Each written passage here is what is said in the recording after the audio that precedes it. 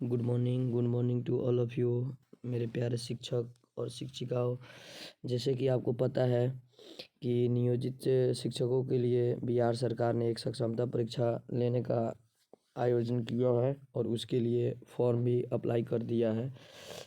Form भी निकाल दिया है आपका, और आपको फॉर्म जो है अप्लाई करने का डेट जो है वो 1 फरवरी से लेकर के 15 फरवरी तक है।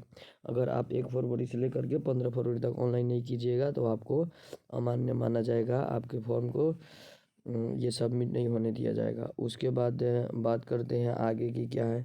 तो इसकी रूपरेखा, परीक्षा की जो रूपरेखा उसकी रणनीति क्या है उसको देखते हैं हम। ये जो सक्षमता परीक्षा जो है बहुकल्पीय प्रश्न होगी। बहुकल्पीय का मतलब होता है ऑब्जेक्टिव। आपको सिर्फ जैसे एक क्वेश्चन दे दिया जाएगा और उसमें 4 ऑप्शन दिया जाएगा, चारों में से किसी एक को आपको टिक करना होगा जो सही होगा। ओके, अच्छा। उसके बाद होता है प्रत्येक प्रश्न जो है 1 अंक का होगा। प्रत्येक प्रश्न कितने अंक का होगा? प्रत्येक प्रश्न आपका 1 अंक का होगा। यानी एक क्वेश्चन सही कीजिएगा तो आपको 1 नंबर मिलेगा। निगेटिव मार्किंग नहीं होगी। सबसे बड़ी खबर निकल के आ रही है यहाँ पे, निगेटिव मार्किंग जो है आपकी नहीं होगी।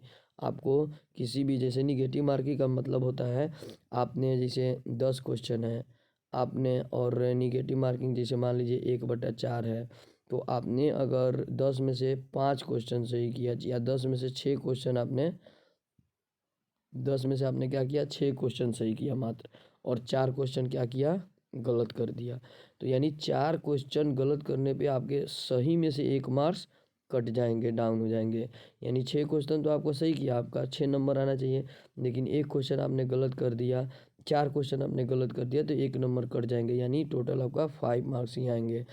लेकिन अब इसमें ये डरने वाली बात नहीं है, आपकी निगेटिव मार्किंग नहीं है। ओके, अब आगे देखते हैं इसमें और क्या है। जैसे विषय कोड दे दिया गया है 1 to 5 वाले, हिंदी, उर्दू, इंग्लिश या बांग्ला में से किसी एक सब्जेक्ट को आप अपनी भाषा के रूप में रख सकते हैं। और 6 to 8 वाले कितने सब्जेक्ट पे आपका एग्ज़ाम दे सकते हैं, ये वाला आपका सब्जेक्ट पूरा लिखा हुआ है। उसके बाद आगे देखते हैं 9th-10th वाले कितने सब्जेक्ट पे अपना एग्ज़ाम दे सकते हैं, ये पूरा डिटेल आपको लिखा हुआ है। इतने सब्जेक्ट पे 9th-10th वाले अपने एग्ज़ाम फॉर्म भर सकते हैं। आगे देखते हैं नेक्स्ट पेज।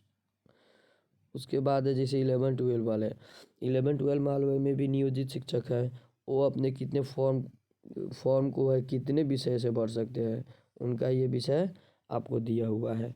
इतने विषय से अगर आप हैं ग्रेजुएशन और बीएड या फिर कुछ भी हो तो आप इस फॉर्म को क्या कर सकते हैं, अप्लाई कर सकते हैं। ओके, आगे देखते हैं। अच्छा, सबसे बड़ी बात ये है कि बताइए जो भी नियोजित शिक्षक होंगे उनका पढ़ाया हुआ या पढ़ा हुआ, उनका रिवीजन किया हुआ कितने साल हो गए होंगे, या फिर जो भी वो क्लास में पढ़ा रहे होंगे वो तो कंपटीशन बेसिस ज़्यादा क्वेश्चन रहते नहीं हैं। आपको सिलेबस जो भी होता है किताब का उसका अलग होता है और कंपटीशन का सिलेबस अलग ज़्यादातर होता है। तो आप मान लीजिए जैसे 11-12 के भी शिक्षक हैं तो आप हिस्ट्री पढ़ा रहे होंगे, लेकिन इस समय आपसे तो मैथ वगैरह सब भी पूछी जाएगी सामान्य विषय में। उसके बाद जैसे आपका टायर 1 जो है और टायर 2, टायर 1 और टायर 2 के हिसाब से जो भी बीपीएससी में क्वेश्चन पूछे जा रहे थे उसी लेवल का क्वेश्चन होगा, सेम टू सेम डिट्टो उसी लेवल का होगा। ओके, अब आगे देखते हैं हम। 150 प्रश्न होंगे वस्तुनिष्ठ प्रश्न। वस्तुनिष्ठ का मतलब ऑब्जेक्टिव। ऑब्जेक्टिव बोले तो उसका मतलब हुआ कि आपको एक क्वेश्चन दे दिया, लिखा हुआ रहेगा और उसका ऑप्शन 4 ऑप्शन 3 ऑप्शन जो भी ऑप्शन रहेंगे, 4 ऑप्शन ही मान के चलिए, 4 ही ऑप्शन रहेंगे और 4 ऑप्शन आपको रहेंगे, उसमें से एक को आपको टिक करना होगा, वहीं आपका सही माना जाएगा। ठीक है, तथा संख्या इत्यादि निम्नवत होगी। जैसे देख लीजिए कक्षा 1 से 5 के अध्यापकों के लिए कुल प्रश्नों की संख्या 150 होगी, और 150 में आपको भाषा, जैसे कि 1 to 5 के लिए भाषा क्या चाहिए आपको, हिंदी चाहिए, हिंदी चाहिए या इंग्लिश चाहिए या उर्दू चाहिए या बांग्ला चाहिए।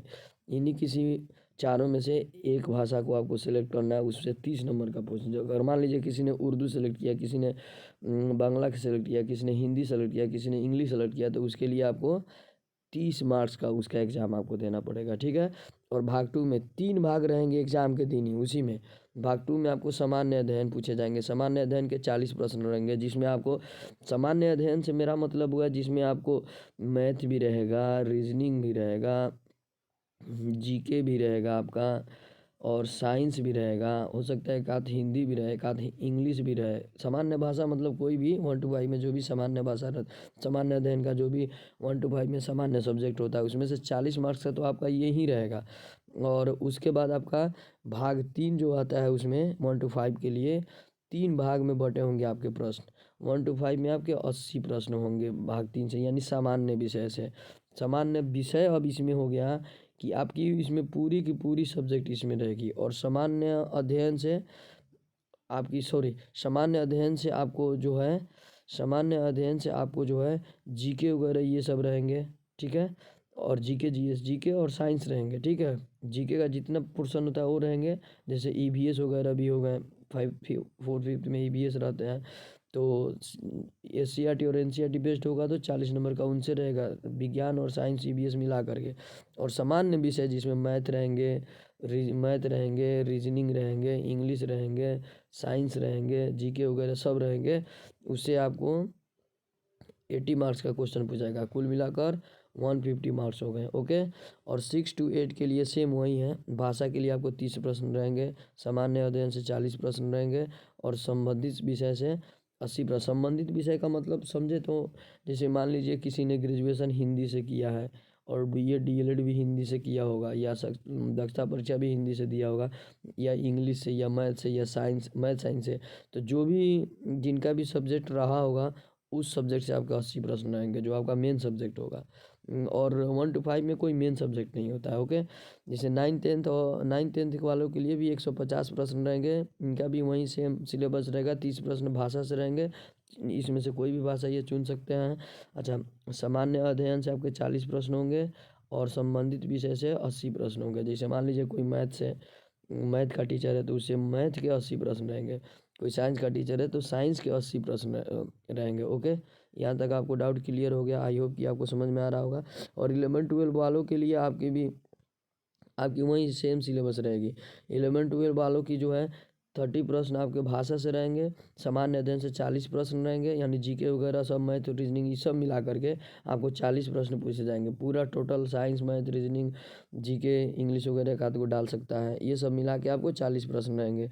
उसके बाद संबंधित विषय जो भी आप मेन जो जिस सब्जेक्ट के टीचर है जिस सब्जेक्ट से आप फॉर्म फिल कीजिएगा उससे 80 प्रश्न रहेंगे, सिर्फ उसी से, ओके। आई होप कि आपको यहाँ तक समझ में आ गया होगा। अहर्ता जो होगी आपकी, जो अहर्ता यानी एलिजिबिलिटी होगी, राज्य के प्राथमिक मध्य माध्यमिक एवं उच्च माध्यमिक विद्यालय में नियुक्त एवं कार्यरत शिक्षक, शारीरिक शिक्षक यानी फिजिकल शिक्षक जो भी है उनके सहित पुस्तकालय अध्यक्ष, ये सब जो है आपकी अहर्ता होगी। यानी आप जो प्राथमिक में भी फॉर्म भर सकते हैं, माध्यमिक के लिए एलिजिबल है, उच्च माध्यमिक के लिए एलिजिबल है, ठीक है। कौन कौन फॉर्म भर सकते हैं उसकी ये अहर्ता दी गई है। और परीक्षा शुल्क आपका क्या होगा, सभी कोटि के अभ्यर्थियों के लिए परीक्षा शुल्क 1100 रुपये होगा, क्योंकि यहाँ पे ये परीक्षा शुल्क में आपको छूट नहीं दिया हुआ है कैटेगरी के हिसाब से, क्योंकि ये जानना है सभी वर्ग के शिक्षक क्या हैं, सभी वर्ग के शिक्षक अभी जॉब में हैं, पैसे कमा रहे हैं, इसीलिए आपको कैटेगरी वाइज फी में छूट नहीं दी गई है। अब आगे देखते हैं क्या है। परीक्षा प्रक्रिया एवं अवधि क्या होगी। सक्षमता परीक्षा कंप्यूटर बेस्ड टेस्ट होगी, सीबीटी होगी, यानी कंप्यूटर पर आपको एग्ज़ाम देना होगा। अगर हम मान के चले तो ये ऑफलाइन से बेहतर कंप्यूटर वाला ही होता है। आपको सिर्फ थोड़ा सा क्या करना है, 1 2 बार सीखना है, लेकिन सरकार को पहले ही इसकी क्या देनी चाहिए, जानकारी दे देनी चाहिए, ताकि और सभी जो भी शिक्षक है वो अपना प्रैक्टिस कर लेते हैं। अब इतने दिन में क्या प्रैक्टिस करेंगे। माध्यम से आयोजित की जाएगी, सीबीटी के माध्यम से आयोजित की जाएगी, और 2 घंटा 30 मिनट की होगी। परीक्षा टोटल आपकी कितनी समय दिया जाएगा, 2.5 घंटा का समय दिया जाएगा। उत्तीर्णांक, सबसे पहली बात उत्तीर्णांक में आते हैं हम। उत्तीर्णांक में होता है आपकी जो है सामान्य प्रश्न विभाग का अनुरूप इतना दिनांक 16 का अनुरूप में संख्या परीक्षा न्यूनतम उत्तीर्णांक का मतलब होता है, इसमें तो आपको मेरिट बनाना नहीं है, मेरिट तो बनेगा ही बनेगा। आपको 3 जिला का जो है, डिस्ट्रिक्ट का जो है, आपको 3 डिस्ट्रिक्ट का ऑप्शन दिया जाएगा, तो आपको इसमें मेरिट तो बनेगा ही बनेगा। ऊपर से नंबर से जितना आएगा उसी हिसाब से मेरिट बनेगा। मान लीजिए अब कोई कहे कि ये तो न्यूनतम मेरिट, ये तो न्यूनतम उत्तीर्णांक हो गया, इस न लाने से जॉब थोड़ी हो जाएगा। अरे जॉब नहीं होगा, आप तो ऑलरेडी जॉब में हैं। आपको केवल इस परीक्षा को पास कर लेना है, आपको विशिष्ट शिक्षक या सरकारी शिक्षक बनने के लिए।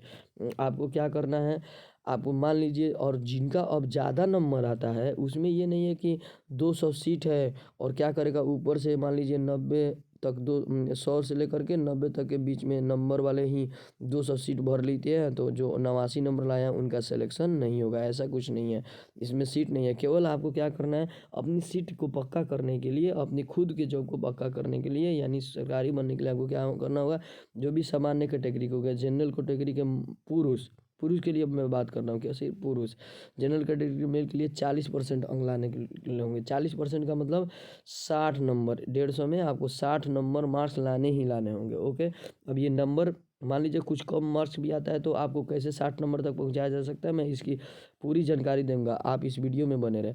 उसके बाद जो है पिछड़ा वर्ग के लिए, पिछड़ा वर्ग के सिर्फ मेल के लिए आपको 36% मार्क्स लाने होंगे। उसके बाद अत्यंत पिछड़ा यानी ईबीसी के लिए 34% मार्क्स लाने होंगे। ये सब मेल कैटेगरी का, तीनों ये मेल कैटेगरी का मैंने बताया है। अब आगे के वीडियो में देखते हैं आगे के क्या कह रहा है। आपका आगे कह रहा है, उसके बाद 4 नंबर में अनुसूचित जाति और अनुसूचित जनजाति यानी एस सी एस टी सिर्फ मेल, फीमेल नहीं, सिर्फ मेल, उनको 32% अंक लाने होंगे पास मार्क्स के लिए, करीब 47 से 48 नंबर। अच्छा, दिव्यांग जो भी है, पीडब्ल्यूडी पीएच कैंडिडेट जो भी है, ओके, उनके लिए भी 32% अंक है, उनके लिए भी उतना ही परसेंट अंक है। अच्छा, इसमें सिर्फ हम पुरुष दिव्यांग की बात करते हैं, ठीक है, जो भी पुरुष दिव्यांग या SC ST पुरुष की बात करें। अब इसमें महिला के लिए, फीमेल के लिए भी 32% अंक रखे गए हैं। जो भी महिलाएं 150 का 32% ला लेती है वो क्या हो जाएंगी, पास हो जाएंगी। और मान लीजिए किन्हीं का 32% से भी कम आता है, जिनका अपना कट ऑफ क्राइटेरिया है उससे भी कम आता है, तो वो कैसे पास करेंगे एग्ज़ाम को, मैं इसकी पूरी डिटेल जानकारी दूंगा और आपको ट्रिक भी बताऊंगा कैसे आप एग्ज़ाम पास कर सकते हैं। ओके, आइए आगे शुरू करते हैं। प्रमाण पत्र जो भी होगा, सभी अभ्यर्थी को उत्तीर्णता प्रमाण पत्र निर्गत किया जाएगा। सक्षमता परीक्षा के लिए आप जो भी पास करेंगे या फेल करेंगे उसका जो है प्रमाण पत्र सर्टिफिकेट दिया जाएगा। परीक्षा फॉर्म भरते समय शिक्षा विद्यालय आवंटन हेतु 3 जिलों का आवंटन विकल्प में अनिवार्य करेंगे भरना। 3 जिला आपको आवंटन करना होगा, जैसे कि बीपीएससी टीचर में 3 जिला का आवंटन कराया जा रहा था, सेम उसी तरह। अच्छा, आपको जो है हस्ताक्षर वगैरह कर लेना है, और आपको फ़ोटो वगैरह या फिर ईमेल और मोबाइल नंबर आपको अपने पास में रखना है, ताकि जब तक ये भर्ती पूरी ना हो जाए आपके पास ईमेल और मोबाइल नंबर सेम रहना चाहिए। ओके, आगे बढ़ते हैं, क्या इम्पोर्टेंट है। खासकर पति का नाम, पिता या पति का नाम, जन्म तिथि एवं योगदान की तिथि इत्यादि सही भरा गया है या नहीं मिलान करके उपरांत सबमिट किया जाएगा। फॉर्म जो है आप जब भी भरेंगे फॉर्म, उसमें आपने पूरा डिटेल जो है सही भरा है कि नहीं अच्छा से देख करके ही फॉर्म को आप फिल करेंगे और फाइनल सबमिट करेंगे। ओके, मान लीजिए बहुत सारे पुराने टीचर हैं जिनके पति का नाम कुछ और है डॉक्यूमेंट में और पिताजी का नाम कुछ और है, तो किसी एक में से भी सभी डॉक्यूमेंट में पिता का नाम एक जैसा होना चाहिए, या किसी एक डॉक्यूमेंट में भी सभी डॉक्यूमेंट में पति का नाम भी एक समान होगा तो भी चल जाएगा। जन्म तिथि ये खासकर आपको जरूरी है देखना। परीक्षा देने के पश्चात मूल प्रवेश पत्र गुम होने की स्थिति में शिक्षक अभ्यर्थी दोबारा समझता। जैसे मान लीजिए मूल प्रवेश पत्र आपने परीक्षा दे दिया और उसके बाद आपका जो है एडमिट कार्ड ही गुम हो गया, तो क्या करना होगा, फिर से आपको एग्जाम में बैठना होगा, ठीक है, आपको ये वैध नहीं माना जाएगा, ठीक है। संगठन परीक्षा 2024 का अंतिम सप्ताह में संभावित है। 2024 का अंतिम सप्ताह यानी आपको फरवरी में एग्ज़ाम करा लिया जाएगा, फरवरी का अंतिम सप्ताह में, ठीक है। 20 फरवरी 15 फरवरी से ऐसा ही आपकी एग्ज़ाम करा लिया जाएगा। ओके, आपको सूचना विज्ञप्ति द्वारा आपको प्राप्त करा दिया जाएगा कब से एग्ज़ाम होगा। अब आइए हम आगे बढ़ते हैं। आपकी ऑनलाइन पेमेंट जो है, फ़ी जो है आपकी ऑनलाइन पेमेंट ही जमा होगी। चीज़ें भौतिक रूप से आपकी शारीरिक रूप से जमा नहीं होगी, ऑनलाइन पेमेंट ही जमा होगी। वैसे शिक्षक के बाद जिन्हें संस्था परीक्षा देनी है उन्हें ऑनलाइन परीक्षा हेतु कंप्यूटर पर आवश्यक प्रैक्टिस करने की सलाह दी जाती है। अब देखिए टाइम नहीं है, और शिक्षक को पूरा 9 बजे से 5 बजे तक क्लास भी कराना है, और उसके बाद क्या करना है, आपको लोगों को ये जा कर के प्रैक्टिस भी करना है। कहाँ, आपके डाइट वाइट जो भी होंगे पास में, वहाँ से 7:30 बजे से 9:30 बजे रात तक आपको वहाँ पे प्रैक्टिस करने का टाइम मिलेगा। ओके, ये बहुत बड़ी दुविधा है खासकर ठंडा में शिक्षकों के लिए। आगे बढ़ते हैं, और डाइट वाइट से जिनकी घरें दूर होंगी वो क्या करेंगे। आगे बढ़े। सक्षमता पर जब उतने 50 सभी उत्तीर्ण अभ्यर्थियों का विद्यालय आवंटन के पूर्व काउंसलिंग होगा, जिसमें उनके प्रमाण पत्रों की जांच की जाएगी।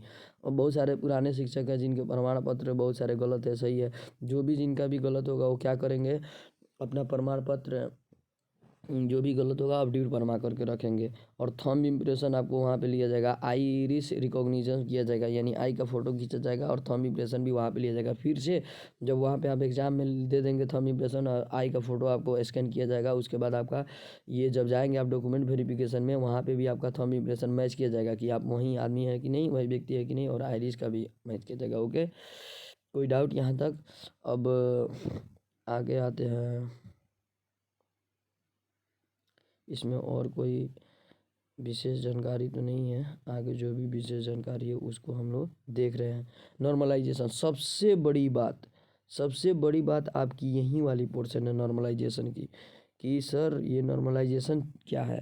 जैसे कि बहुत सारे शिक्षकों को मालूम है, जैसे नॉर्मलाइजेशन का मतलब होता है कि मान लीजिए आपका निगेटिव मार्किंग क्या है, निगेटिव मार्किंग जो इसमें नहीं है, तो आपको नॉर्मलाइजेशन का फ़ायदा लेना है बिना निगेटिव मार्किंग का। तो आप क्या कीजिएगा, जैसे कि बहुत सारे लोग समझेंगे कि निगेटिव मार्किंग है ही नहीं, तो मैं क्या करूँगा, 1 से 50 का 50 क्वेश्चन मैं पूरा ये आपका पूरा बना लूँगा, 1 से 50 क्वेश्चन को टच कर दूँगा। तो कहने का मतलब है, मान लीजिए आपने 1 से 50 क्वेश्चन बनाया, 150 क्वेश्चन, और किसी ने मान लीजिए आपने 150 क्वेश्चन बनाया, समझ ली नॉर्मलाइजेशन अच्छे से समझा रहा हूँ, और किसी ने 100 क्वेश्चन ही बनाया, ठीक है, और 150 क्वेश्चन में किसी ने 40 प्रश्न सही किया, और 100 क्वेश्चन में किसी ने 40 प्रश्न सही किया। तो जब भी नॉर्मलाइजेशन की बात होगी, जब भी नॉर्मलाइजेशन आएगा, तो इसका नॉर्मलाइजेशन बढ़ के मान लीजिए 60 के करीब भी हो जाता है, तो इसका नॉर्मलाइजेशन क्या होगा, इसका घट भी सकता है 2-3 नंबर। क्यों? क्योंकि इसने नेगेटिव मार्किंग नहीं रहने का फ़ायदा उठाया है। नेगेटिव मार्किंग नहीं है तो इसने सोचा है पूरा मैं टच कर दे रहा हूँ, और ज़्यादा गलत बनाया। 150 क्वेश्चन टच करके आपने ज़्यादा गलत बनाया है। जैसे मान लीजिए आपको, जैसे किसी का होता है, कोई गरीब लड़का है और कोई अमीर लड़का है, तो ये सुविधा रहते हुए भी इसने 60% मार्क्स लाया, और ये असुविधा के बावजूद भी इसने एग्ज़ाम में 60% मार्क लाया, तो किसको बेहतर समझा जाएगा? ये गरीब लड़का को, इसके पास सुविधा की अभाव थी, फिर भी इसने उतना ही नंबर लाया जिसने अमीर लड़का ने सारी सुविधा होते हुए भी लाया, तो इसको बेहतर माना जाएगा। सिर्फ वहीं जो होता है आपका बिना निगेटिव में नॉर्मलाइजेशन का खेल होता है। मान लीजिए इसने 100 क्वेश्चन को ही टच किया 150 में, और उसमें इसने 40 सही कर लिया, और इसने 150 में 150 क्वेश्चन को टच किया और उसमें इसने 40 क्वेश्चन को सही किया, तो क्या इसका दोनों का 40 मार्क्स आएगा? नहीं, नॉर्मलाइजेशन होगा तो इसका 2-3 नंबर घट भी सकता है, और इसका क्या हो जाएगा, 10 से 15 नंबर बढ़ सकता है। तो इसलिए आपको होशियारी करना है, बस आपको पास होना है। मान लीजिए आपको पास अगर होना है तो कम क्वेश्चन टच कीजिए और ज़्यादा सही कर कीजिए, तभी आपको नॉर्मलाइजेशन का जो है तगड़ा फ़ायदा होगा। ओके, आई होप कि आपको ये वाला पोर्शन अच्छे से समझ में आया होगा। जो भी टीचर सोचेंगे कि मैं पूरा बना लेता हूँ और ज़्यादा क्वेश्चन गलत हो जाता है, तो फिर वो घाटे में रहेंगे। ओके, आई होप कि आपको ये नॉर्मलाइजेशन का अच्छा से समझ में आ गया होगा। आपको ऑनलाइन डेट का और लास्ट डेट मैंने पहले भी बता दिया है कि 1 फरवरी से आपका शुरू होगा और 15 फरवरी तक चलेगा, ठीक है। उसके बाद आपको आपका वेबसाइट बंद हो जाएगा, नहीं खुलेगा ऑनलाइन करने के लिए। ओके, आगे देखते हैं क्या है। परीक्षा शुल्क आप तो ये जानबे करते हैं। फ़ोटो का जो साइज़ होता है वो 100 KB के अंतर्गत 20 KB से 100 KB तक होना चाहिए, और हस्ताक्षर जो है 10 KB से 50 KB तक होना चाहिए। और फ़ोटो का जो है डायमेंशन LB में 3.5 cm इंटू 4.5 cm होना चाहिए। ओके, बैकग्राउंड जो है सफ़ेद अथवा हल्के रंग का होना चाहिए। फ़ोटो का जो बैकग्राउंड है सफ़ेद रंग का या हल्के रंग का होना चाहिए। आगे देखते हैं। फ़ोटो जो है खिंचवाना है तो मफलर वगैरह टोपी बांध करके नहीं खिंचवाना है। प्रमाण पत्र, सबसे बड़ी बात आती है यहाँ पे, आपका प्रमाण पत्र में आपको क्या देना होगा। प्रमाण पत्र में आपको सबसे पहला मैट्रिक का प्रमाण पत्र एवं अंक पत्र देना होगा। इंटर का प्रमाण पत्र एवं अंक पत्र देना होगा। स्नातक जो होता है यानी आपने जब ग्रेजुएशन किया होगा उसका प्रमाण पत्र एवं अंक पत्र देना होगा। अगर आप स्नातक लेवल का फॉर्म भरते हैं, स्नाकोत्तर यानी पीजी लेवल का यानी जो इंटर वगैरह में 11-12 में उनको स्नाकोत्तर यानी पीजी का प्रमाण पत्र और अंक पत्र भी लगाना होगा।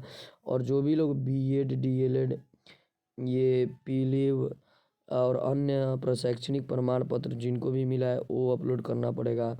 या आरक्षण श्रेणी के आवेदकों के लिए सक्षम प्राधिकार द्वारा निर्गत जाति प्रमाण पत्र। जाति प्रमाण का पत्र का मतलब हुआ अगर मान लीजिए आप ईबीसी का आप ईबीसी में आप फ़ायदा उठाना चाहते हैं जैसे कि कैटेगरी में, तो आपको क्या होगा ईबीसी के लिए एनसीएल प्रमाण पत्र आपको जमा करना होगा।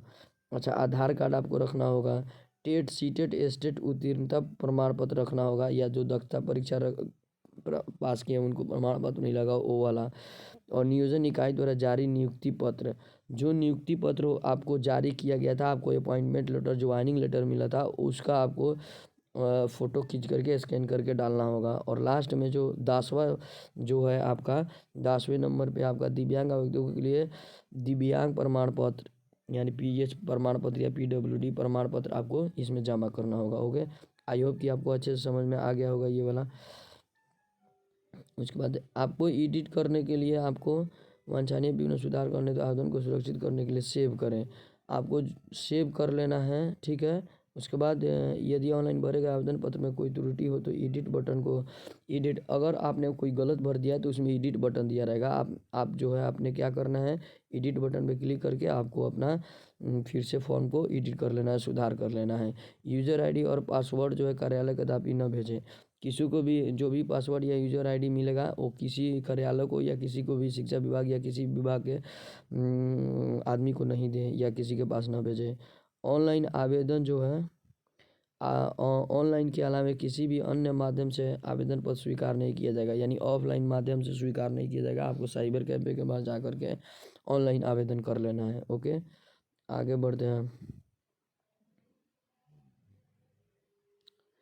एक अभ्यर्थी का एक ही जो है फॉर्म स्वीकार किया जाएगा, एक से अधिक फॉर्म स्वीकार नहीं किया जाएगा। कोई चाहता है कि मैं 2 बार ऑनलाइन कर दे रहा हूँ तो एक ही फॉर्म को स्वीकार किया जाएगा। ओके, घोषणा पत्र में आवेदन पत्र हस्ताक्षर के अंग्रेजी के बड़े अक्षरों का प्रयोग वर्जित है। देखिए, जो भी आप घोषणा पत्र करेंगे या हस्ताक्षर करेंगे तो आपको अंग्रेजी के, जैसे मान लीजिए किसी का नाम है रामू तो कोई RAMU में हस्ताक्षर नहीं करेंगे। आपको रनिंग लेटर में यानी पहला लेटर बड़ा और बाकी सब छोटा में आपको हस्ताक्षर करना है। आई होप कि आपको ये वाला समझ में आ गया होगा। जो भी आवेदन कर लेंगे आवेदन का फॉर्म की एक हार्ड कॉपी अपने पास रख लेंगे। ओके, हार्ड कॉपी मतलब प्रिंट आउट निकलवा के। आगे बढ़ते हैं। आगे क्या है, इसमें कुछ खास नहीं है। जो भी आपको अगर इसमें दिक्कत हो रहा है परीक्षा फॉर्म भरने में या आपकी पैसा कट गई है और आपका फॉर्म सबमिट नहीं हो पा रहा है तो आप इस पर कॉल करके, शिक्षा विभाग का ये नंबर है, इस पर आप कॉल करके, हेल्पलाइन नंबर है, आप उसकी पूरी अच्छी जानकारी या फिर ईमेल द्वारा भी ये भेज करके उसकी जानकारी ले सकते हैं। Okay, thank you. I hope कि आपको अच्छे से ये समझ में आ गया होगा पूरा ये विज्ञप्ति। और जब मैं आशा करता हूँ कि आप मेरे चैनल से जुड़े रहेंगे पल पल की खबर के लिए, और आप मेरे चैनल को सब्सक्राइब और शेयर करेंगे। Thank you, bye bye bye.